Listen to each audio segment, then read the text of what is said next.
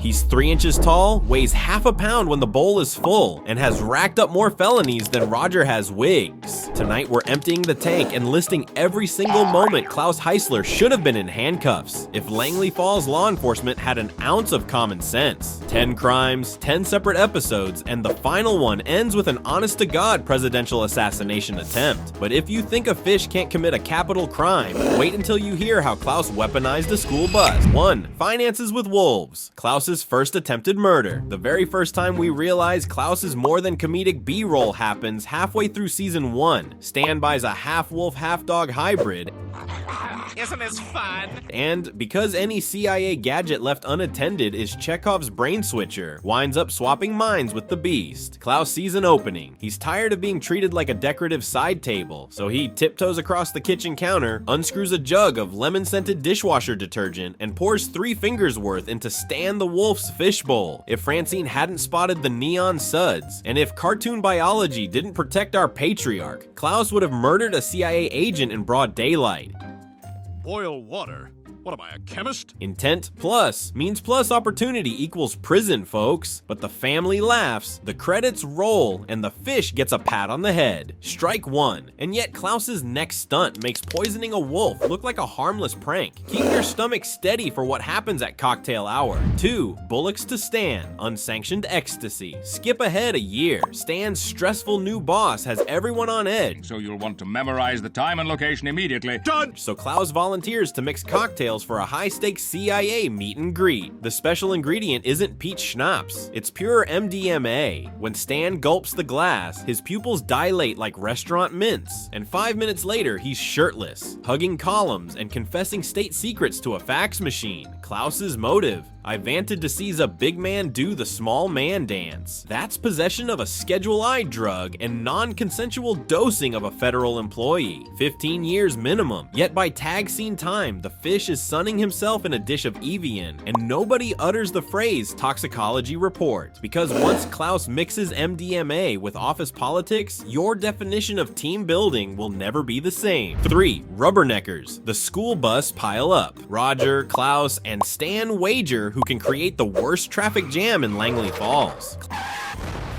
Klaus chooses the nuclear option, commandeer a charter bus of preschoolers, sync his phone to Bluetooth, and selfie livestream down I-95. He swerves for attention, tweets Carpe Diem with a photo of his gills, and jackknifes the bus sideways across 6 lanes, triggering a 38-car chain reaction. Miraculously, cartoon airbags save every toddler. Nevertheless, the highway looks like Michael Bay directed Bluey. Endangerment of minors, reckless driving in a commercial vehicle, live streaming the evidence, an open and shut indictment. The tag. Klaus giggles as he counts new followers. 900 retweets. Totally worth it. Strike 3, still swimming free. But traffic jams are child's play compared to the identity theft scheme he launches next. Brace for jaws to drop. 4. Cloger. Catfishing Roger for profit. Roger's latest persona, Laura, falls head over heels for an anonymous online suitor who sends Renaissance-level love prose. Reveal, it's Klaus, wearing Roger's old lace fronts so he can type faster underwater. He strings Roger along for 6 weeks, harvesting pics, DMS, and cringe voicemail poems. Then he packages the receipts into an expose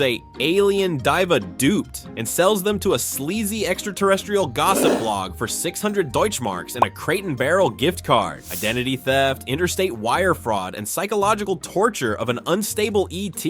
All felonies. Roger spends the act sobbing in a lazy boy. Klaus spends it floating on his back, humming David Hasselhoff's greatest hits. 0 consequences. And if you think Catfishing Roger is low, Klaus's next hustle drags Steve into felony territory. Literally. 5. Jenny from Da Block. Exploiting Steve in Grand Theft Retail. Steve Smith pretends to be Stephanie to impress Lisa Silver. Shh, I know you're into me. Klaus sniffs money and declares himself Stephanie's manager. In a single montage, he forges appearance contracts, pockets the cash, and, most damning, coaches Steve on how to shoplift haute couture from JCPenney. Steve sprints out in heels, Klaus yells, "Work it, girl!" and the bowl is literally stuffed with stolen sequin halter tops. Retail theft over $1,000 is felony larceny. Recruiting a minor elevates it to child endangerment. Yet once again, fishbowl diplomacy prevails. Klaus floats gets away scot-free while Steve does community service dressed as tuberculosis Tammy. Still, endangering a minor can't top biological warfare, right? Just wait until nanobots hit the sewer main. 6. Fart Break Hotel, biological warfare via nanobots. Tired of Stan's post-Taco Kaboom gas cloud, Klaus steals classified CIA nanobots designed to neutralize odor. He dumps the entire vial into Stan's whey protein. Side effect? The bots migrate into Langley's sewer system, bind with methane, and swell until the waste treatment plant detonates. Picture a brown mushroom cloud haloing the town sign. Even Roger gags, using government tech in a domestic terror incident. Enjoy a tidy stack of federal charges, plus an EPA fine big enough to bankrupt SeaWorld. Klaus's punishment in episode is a huffy lecture from Francine and a night in Stan's timeout colander. When the smell clears, Klaus's revenge porn blackmail shows why a fish should never own a USB stick. Trust me. 7. Waterbed Red, sex tape blackmail. Klaus decides he wants to film Francine for whatever revenge porn he decided. Positions even Dr. Ruth couldn't diagram. With a razor-thin grin, he presents Roger with 2 options. 1. Supply him daily with human sushi, arms, legs, he's flexible. Or 2. Watch his waterbed explode. That's extortion using intimate imagery. Modern statutes call it revenge porn. Roger contemplates murder. Jeff contemplates popcorn. But by the 3rd act, Klaus has negotiated an on-demand sashimi service and a Peloton subscription. No badge ever flashes. But kidnapping a baby through time, that's only the warm-up for a body swap murder attempt you won't believe. 8. National Treasure 4, Baby Franny, kidnapping across time. Francine spirals over a midlife crisis. Klaus sees a bargaining chip. He commandeers the CIA's time machine, nips back to 1969, and scoops up infant Francine from her crib, then bottle feeds her anchovy brine inside his bowl, singing East German lullabies. His ransom demand to Stan: 1 fully functional human body, preferably with abs. Kidnapping is bad. Kidnapping a baby is worse. Kidnapping a baby through time may break the Geneva Convention and at least 3 Doctor Who episodes. Stan and Roger rescue tiny Franny. Klaus escapes with nothing but a ruffled dorsal fin, and when identity theft fails, Klaus goes full mafia on Stan's credit cards. Watch how a koi becomes a crime boss. 9. Da Flippity Flop, identity theft and attempted koiicide. After years of scheming, Klaus realizes his dream, swapping bodies with Stan via the CIA mind machine. Klaus, you son of a bitch! You switch us back, right? He maxes Stan's Amex on Reno Craps, torches the credit score, drains Haley's college fund, and kicks Roger out of the attic. Stan, now flopping helplessly in a koi body, begs for mercy.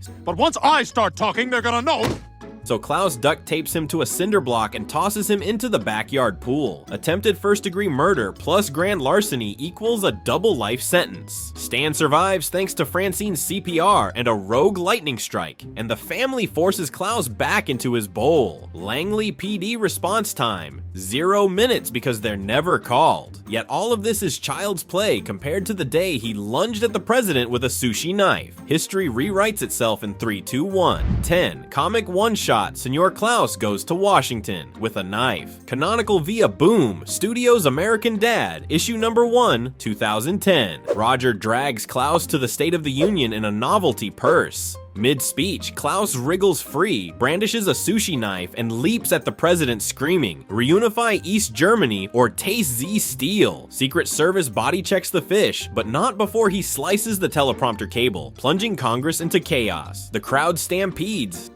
What are you waiting for? Take him down! Senators tackle each other, and the VP dislocates a hip. Federal Statute 18 U.S. Code Section 1751 makes attempted assassination of the president punishable by life without parole. Instead, Klaus is last seen in a kiddie pool at Gitmo, sipping pina coladas through a novelty straw.